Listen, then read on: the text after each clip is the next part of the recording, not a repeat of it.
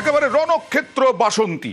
বাসন্তীতে BJP মিছিল করছিল, তার উপরে হামলার অভিযোগ, এবং হামলার অভিযোগ তৃণমূলের বিরুদ্ধে।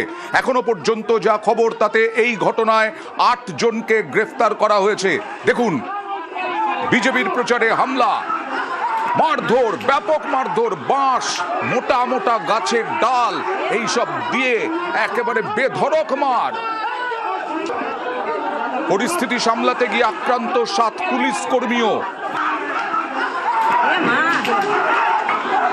পুলিশকেও তাড়া করে মার, পুলিশকেও তাড়া করে মার।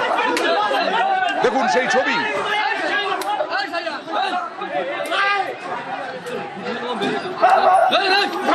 সোশ্যাল মিডিয়া থেকে পাওয়া ভিডিও। পুলিশকেও মার খেতে হয়েছে। 7 জন পুলিশ কর্মী আহত। 8 জনকে গ্রেফতার করা হয়েছে। নির্বাচন কমিশন জানিয়েছে, নির্বাচন কমিশনকে জানানো হয়েছে 8 জনকে গ্রেফতার করা হয়েছে। পরিস্থিতি সামলাতে 7 পুলিশ কর্মী আক্রান্ত।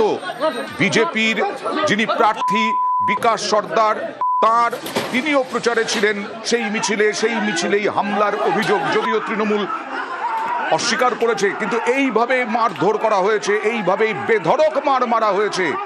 রণক্ষেত্র হয়ে উঠেছিল বাসন্তী একটা সময়। রাস্তায় ফেলে, বাঁশ দিয়ে, গাছের মোটা ডাল দিয়ে মার।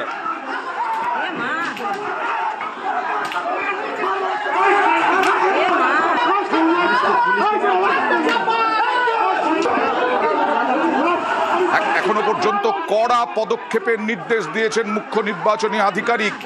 একবার জানবো এই 8 জন এখনো পর্যন্ত জানা গেল কিনা। বাসন্তীর ঘটনায় যে গ্রেফতার 8, প্রতিনিধি অনুপের সঙ্গে কথা বলবো। এখনো পর্যন্ত জানা গেল এই 8 জন কারা, তাদের রাজনৈতিক পরিচয় কি? দেখো, আমরা পুলিশ সূত্রে আমরা যেটা জানতে পারছি, ইতিমধ্যে 8 জন না 10 জনকে আটক করা হয়েছে এবং তাদের কিন্তু কোনো রাজনৈতিক পরিচয় জানানো হয়নি। তবে এই ঘটনায় কিন্তু এক সাব ইন্সপেক্টর সহ মোট 7 জন পুলিশ কর্মী গুরুতর আহত হয়েছে। তাদেরকে কিন্তু উদ্ধার করে চিকিৎসার জন্য নিয়ে যাওয়া হয়েছে। তবে সেখানে এতটাই পরিস্থিতি উত্তেজিত ঘটনা ঘটে যে বিজেপি কর্মীদের বাঁশ লাঠি দিয়ে মারধর করা হচ্ছে, সেই ছবিও কিন্তু আমরা দেখতে পেয়েছি। এবং সোশ্যাল মিডিয়ায় একটা ছবি ইতিমধ্যে ভাইরাল হয়েছে যে এখানে পুলিশকে তাড়া করে মারধর করা হচ্ছে, সেই ছবিও কিন্তু সেই সোশ্যাল মিডিয়ায় কিন্তু ভাইরাল হয়েছে।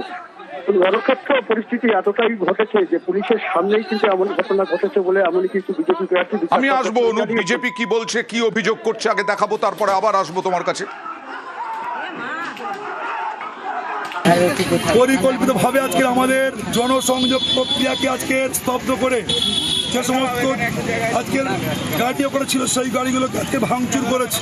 তৃণমূল কংগ্রেসের নেতাদের সাথে প্রশাসনিক বন্ধু বিডিও অফিসার যুক্তভাবে আজকে টাকার বিনিময়ে বিক্রি হয়ে গিয়ে বিজেপির ক্যান্ডিডেট হিসেবে আমরা যে জনসংযোগ প্রক্রিয়া করছি তা মানুষদের মধ্যে ভয় ভীতি আতঙ্কের মাধ্যমে বাসন্তী বিধানসভার মানুষদেরকে আতঙ্কিত করে তুলছে।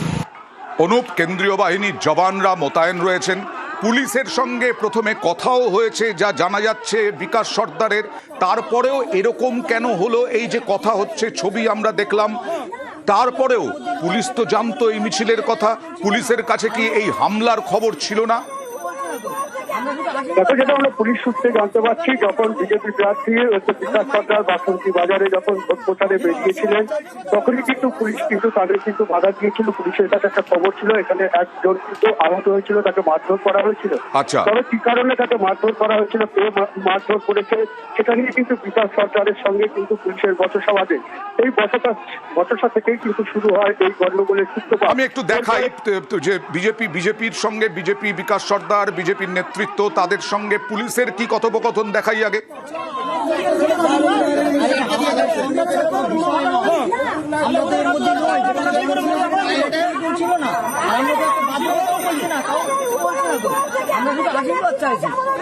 স্লোগান নেই, কিচ্ছু নেই। আমি তো মাইকটা বলতে কাউকে দিইনি।